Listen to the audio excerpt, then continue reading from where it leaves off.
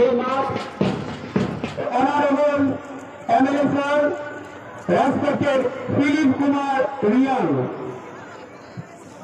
ওনার হাত ধরে আমাদের আজকের এই পঞ্চায়েত মাঠের আমাদের রাষ্ট্রীয় পতাকা উত্তোলন হয়ে যাচ্ছে।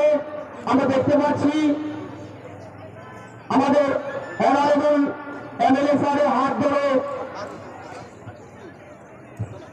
গার্লস টিম প্লাটুন কমান্ডার কবিতা ত্রিপুরা কদম কদম এগিয়ে যাচ্ছে।